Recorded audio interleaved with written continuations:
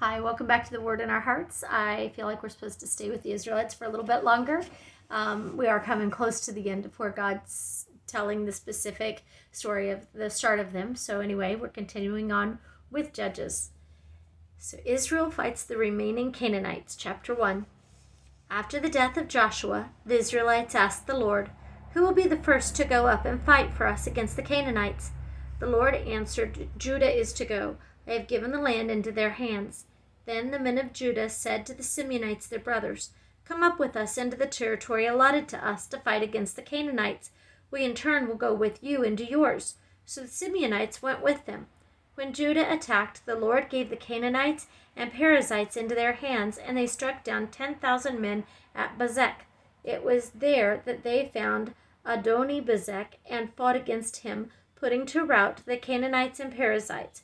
Adoni-Bezek fled, but they chased him and caught him and cut off his thumbs and big toes. Then Adoni-Bezek said, 70 kings with their thumbs and big toes cut off have picked up scraps under my table. Now God has paid me back for what I did to them." They brought him to Jerusalem, and he died there. The men of Judah attacked Jerusalem also and took it. They put the city to the sword and set it on fire. After that, the men of Judah went down to fight against the Canaanites living in the hill country, the Negev, and the western foothills.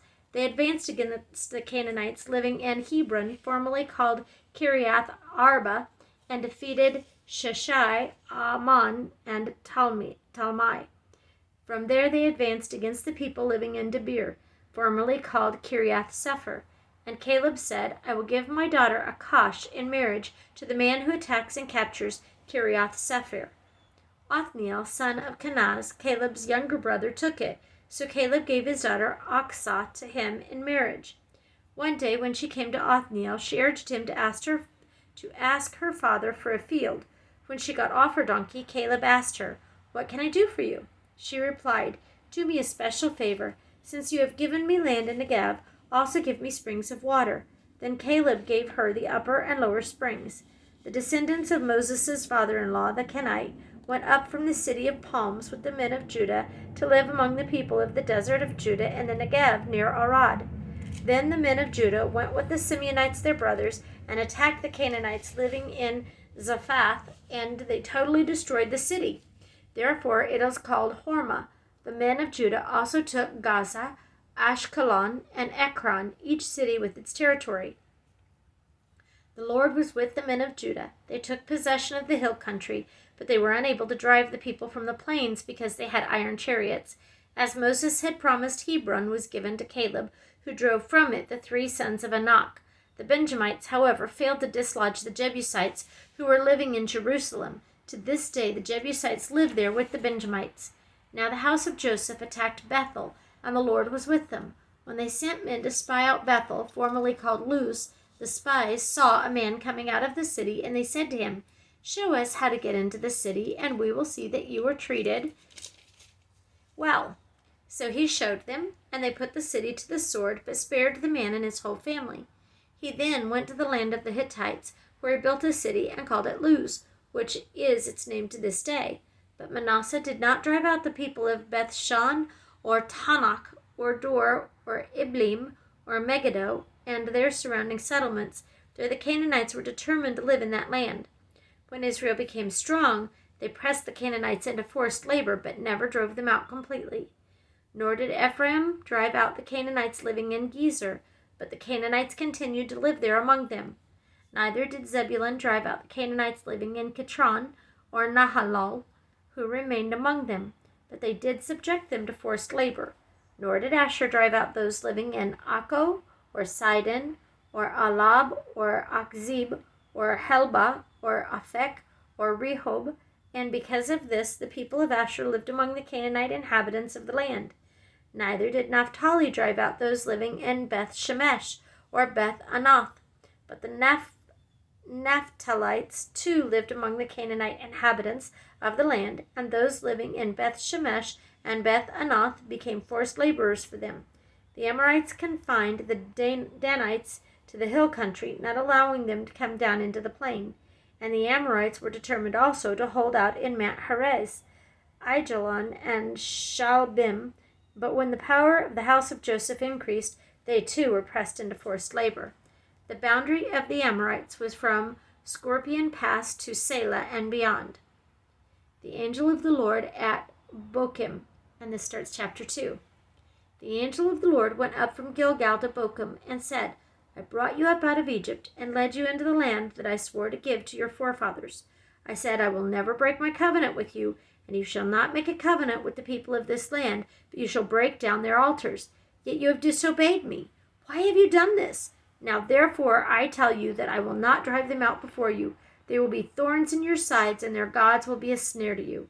When the angel of the Lord had spoken these things to all the Israelites, the people wept aloud, and they called that place Bochim. There they offered sacrifices to the Lord. Disobedience and defeat. After Joshua had dismissed the Israelites, they went to take possession of the land, each to his own inheritance. The people served the Lord throughout the lifetime of Joshua and of the elders who outlived him, and who had seen all the great things the Lord had done for Israel.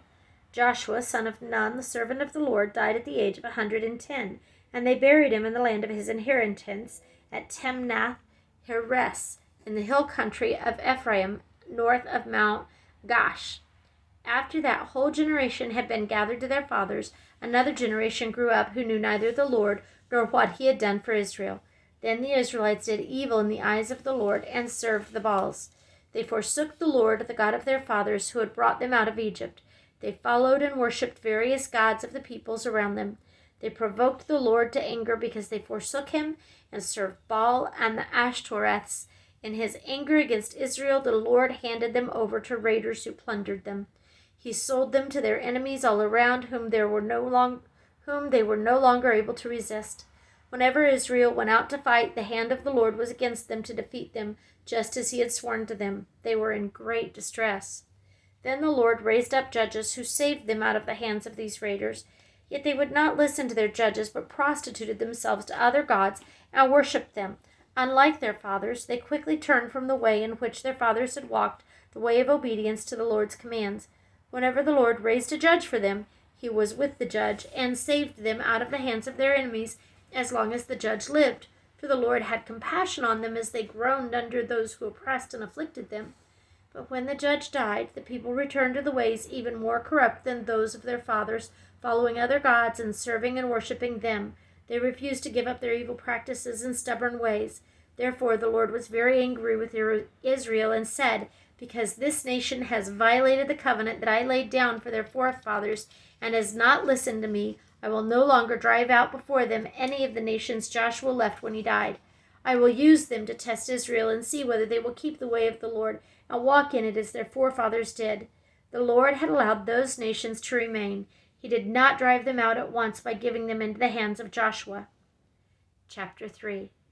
These are the nations the Lord left to test all those Israelites who had not experienced any of the wars in Canaan. He did this only to teach warfare to the descendants of the Israelites who had not previous battle experience. The 5 rulers of the Philistines, all the Canaanites, the Sidonians, and the Hivites, living in the Lebanon mountains from Mount Baal Hermon to Lebo Hamath. They were left to test the Israelites to see whether they would obey the Lord's commands, which he had given their forefathers through Moses. The Israelites lived among the Canaanites, Hittites, Amorites, Perizzites, Hivites, and Jebusites. They took their daughters in marriage and gave their own daughters to their sons and served their gods. Othniel. The Israelites did evil in the eyes of the Lord. They forgot the Lord their God and served the Baals and the Asherahs. The anger of the Lord burned against Israel so that he sold them into the hands of Cushan-Rishathaim, king of Aram Naharaim, to whom the Israelites were subject for 8 years. But when they cried out to the Lord, he raised up for them a deliverer, Othniel, son of Kenaz, Caleb's younger brother, who saved them. The Spirit of the Lord came upon them so that he became Israel's judge and went to war. The Lord gave Cushan-Rishathaim, king of Aram, into the hands of Othniel, who overpowered him. So the land had peace for 40 years until Othniel, son of Kenaz, died. Ehud. Once again the Israelites did evil in the eyes of the Lord, and because they did this evil, the Lord gave Eglon, king of Moab, power over Israel. getting the Ammonites and Amalekites to join him. Eglon came and attacked Israel, and they took possession of the city of palms. The Israelites were subject to Eglon, king of Moab, for 18 years. Again the Israelites cried out to the Lord, and he gave them a deliverer, Ehud, a left-handed man, the son of Gera the Benjamite. The Israelites sent him with tribute to Eglon, king of Moab. Now Ehud had made a double-edged sword about 1.5 feet long, which he strapped to his right thigh under his clothing. He presented the tribute to Eglon, king of Moab, who was a very fat man. After Ehud had presented the tribute, he sent it on their way, the men who had carried it. At the idols near Gilgal, he himself turned back and said, "I have a secret message for you, O king." The king said, "Quiet," and all his attendants left him. Ehud then approached him while he was sitting alone in the upper room of his summer palace and said, "I have a message from God for you." As the king rose from his seat, Ehud reached with his left hand, drew the sword from his right thigh, and plunged it into the king's belly. Even the handle sank in after the blade, which came out his back. Ehud did not pull the sword out, and the fat closed in over it. Then Ehud went out to the porch. He shut the doors of the upper room behind him and locked them. After he had gone, the servants came and found the doors of the upper room locked. They said he must be relieving himself in the inner room of the house. They waited to the point of embarrassment, but when he did not open the doors of the room, they took a key and unlocked them. There they saw their lord fallen to the floor dead. While they waited, Ehud got away. He passed by the idols and escaped to Seirah. When he arrived there, he blew a trumpet in the hill country of Ephraim, and the Israelites went down with him from the hills, with him leading them. "Follow me," he ordered, "for the Lord has given Moab, your enemy, into your hands." So they followed him down, and taking possession of the fords of the Jordan that led to Moab, they allowed no one to cross over. At that time they struck down about 10,000 Moabites, all vigorous and strong. Not a man escaped. That day Moab was made subject to Israel, and the land had peace for 80 years. Shamgar. After Ehud came Shamgar, son of Anath, who struck down 600 Philistines with an ox goad. He too saved Israel. This starts chapter 4. Deborah. After Ehud died, the Israelites once again did evil in the eyes of the Lord. So the Lord sold them into the hand of Jabin, a king of Canaan, who reigned in Hazor. The commander of his army was Sisera, who lived in Harosheth Hagoyim. Because he had 900 iron chariots and had cruelly oppressed the Israelites for 20 years, they cried to the Lord for help. Deborah Prophetess, the wife of Lapidoth, was leading Israel at that time. She held court under the palm of Deborah between Ramah and Bethel in the hill country of Ephraim, and the Israelites came to her to have their disputes decided. She sent for Barak, son of Abinoam, from Kadesh in Naphtali, and said to him, "The Lord, the God of Israel, commands you, go, take with you 10,000 men of Naphtali and Zebulun, and lead the way to Mount Tabor.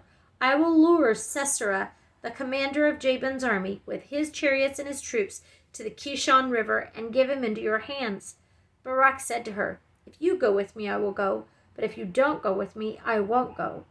"Very well," Deborah said, "I will go with you, but because of the way you are going about this, the honor will not be yours, for the Lord will hand Sisera over to a woman." So Deborah went with Barak to Kadesh, where he summoned Zebulun and Naphtali. 10,000 men followed him, and Deborah also went with him. Now Heber the Kenite had left the other Kenites, the descendants of Hobab, Moses' brother-in-law, and pitched his tent by the great tree in Zananim near Kadesh.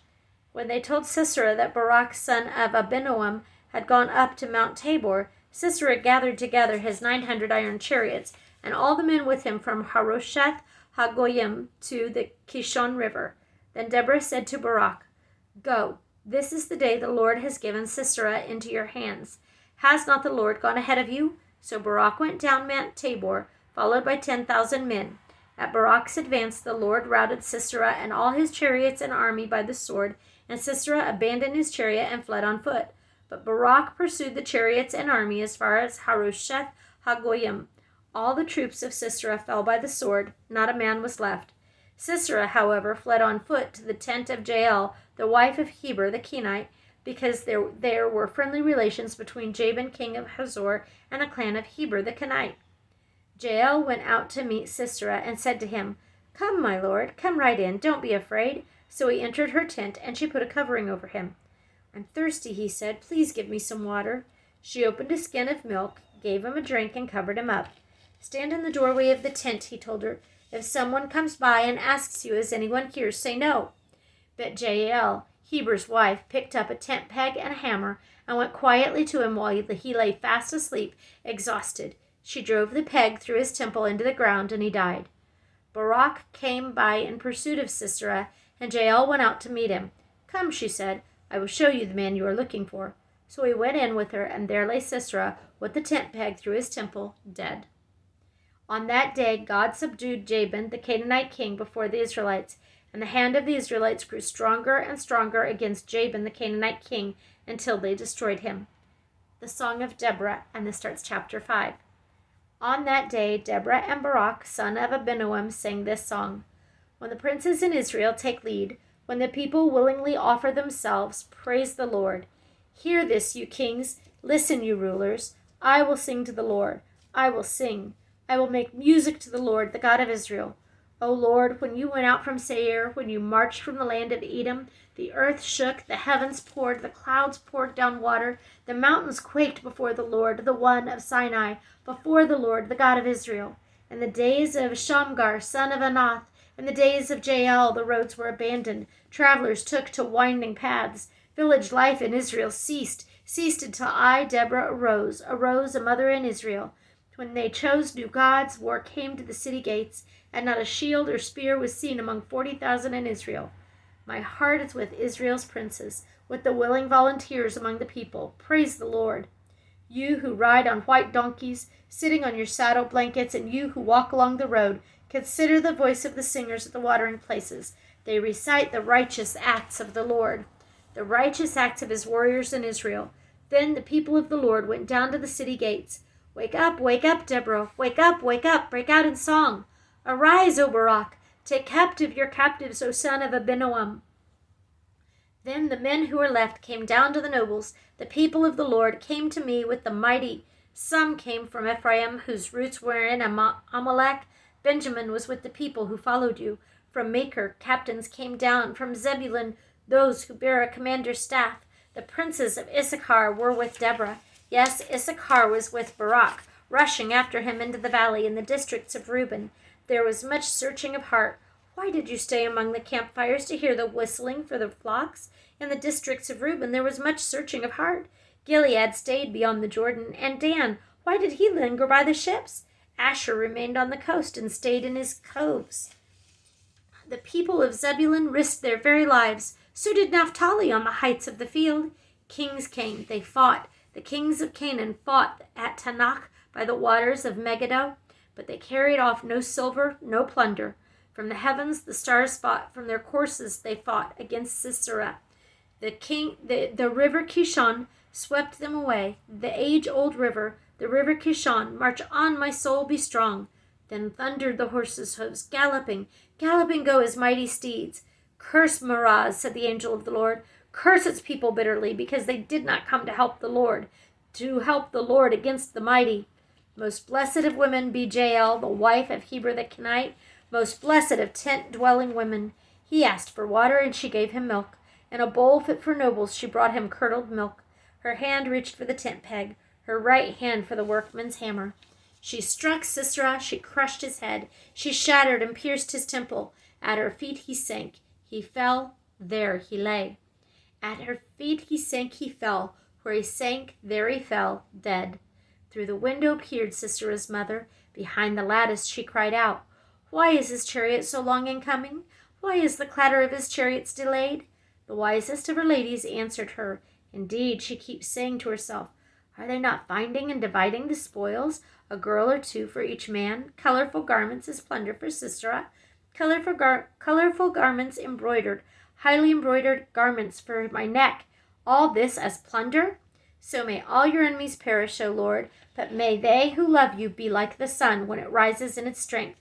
Then the land had peace for 40 years. Gideon, and this starts chapter 6. Again the Israelites did evil in the eyes of the Lord, and for 7 years he gave them into the hands of the Midianites, because the power of Midian was so oppressive.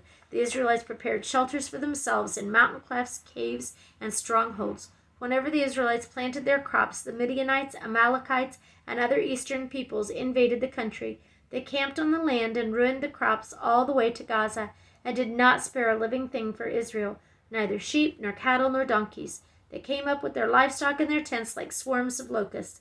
It was impossible to count the men and their camels. They invaded the land to ravage it. Midian so impoverished the Israelites that they cried out to the Lord for help. When the Israelites cried to the Lord because of Midian, he sent them a prophet who said, "This is what the Lord, the God of Israel, says. I brought you up out of Egypt, out of the land of slavery. I snatched you from the power of Egypt and from the hand of all your oppressors. I drove them from before you and gave you their land. I said to you, I am the Lord your God. Do not worship the gods of the Amorites in whose land you live. But you have not listened to me." The angel of the Lord came and sat down under the oak in Ophrah that belonged to Joash the Abizrite, where his son Gideon was threshing wheat in a winepress to keep it from the Midianites. When the angel of the Lord appeared to Gideon, he said, "The Lord is with you, mighty warrior." "But, sir," Gideon replied, "if the Lord is with us, why has all this happened to us? Where are all his wonders that our fathers told us about when they said, 'Did not the Lord bring us up out of Egypt?' But now the Lord has abandoned us and put us into the hand of Midian." The Lord turned to him and said, "Go in the strength you have and save Israel out of Midian's hand. Am I not sending you?" "But Lord," Gideon said, "how can I save Israel? My clan is the weakest in Manasseh, and I am the least in my family." The Lord answered, "I will be with you, and you will strike down all the Midianites together." Gideon replied, "If now I have found favor in your eyes, give me a sign that it is really you talking to me. Please do not go away until I come back and bring my offering and set it before you." And the Lord said, "I will wait until you return." Gideon went in, prepared a young goat, and from an ephah of flour he made bread without yeast. Putting the meat in a basket and its broth in a pot, he brought them out and offered them to him under the oak. The angel of God said to him, "Take the meat and the unleavened bread, place them on this rock, and pour out the broth." And Gideon did so. With the tip of the staff that was in his hand, the angel of the Lord touched the meat and the unleavened bread. Fire flared from the rock, consuming the meat and the bread, and the angel of the Lord disappeared. When Gideon realized that it was the angel of the Lord, he exclaimed, "Ah, sovereign Lord, I have seen the angel of the Lord face to face." But the Lord said to him, "Peace, do not be afraid. You are not going to die." So Gideon built an altar to the Lord there and called it, "The Lord is Peace." To this day it stands in Ophrah of the Abizrites. That same night the Lord said to him, "Take the second bull from your father's herd, the one 7 years old. Tear down your father's altar to Baal and cut down the Asherah pole beside it. Then build a proper kind of altar to the Lord your God on the top of this height. Using the wood of the Asherah pole that you cut down, offer the second bull as a burnt offering." So Gideon took 10 of his servants and did as the Lord told him. But because he was afraid of his family and the men of the town, he did it at night rather than in the daytime. In the morning, when the men of the town got up, there was Baal's altar demolished, and the Asherah pole beside it cut down, and the second bull sacrificed on the newly built altar. They asked each other, "Who did this?" When they carefully investigated, they were told, "Gideon, son of Joash, did it." The men of the town demanded of Joash, "Bring out your son. He must die, because he has broken down Baal's altar and cut down the Asherah pole beside it." But Joash replied to the hostile crowd around him, "Are you going to plead Baal's cause? Are you trying to save him? Whoever fights for him shall be put to death by morning. If Baal really is a god, he can defend himself when someone breaks down his altar." So that day they called Gideon Jerub-Baal, saying, "Let Baal contend with him, because he broke down Baal's altar." Now all the Midianites, Amalekites, and other eastern peoples joined forces and crossed over the Jordan and camped in the valley of Jezreel. Then the Spirit of the Lord came upon Gideon, and he blew a trumpet, summoning the Abizrites to follow him. He sent messengers throughout Manasseh, calling them to arms, and also into Asher, Zebulun, and Naphtali, so that they too went up to meet them. Gideon said to God, "If you will save Israel by my hand as you have promised, look, I will place a wool fleece on the threshing floor. If there is dew only on the fleece and all the ground is dry, then I will know that you will save Israel by my hand as you said." And that is what happened. Gideon rose early the next day. He squeezed the fleece and wrung out the dew, a bowl full of water. Then Gideon said to God, "Do not be angry with me. Let me make just one more request. Allow me one more test with the fleece. This time make the fleece dry and the ground covered with dew." That night God did so. Only the fleece was dry. All the ground was covered with dew. We're going to stop there and continue on next time. Thank you for listening.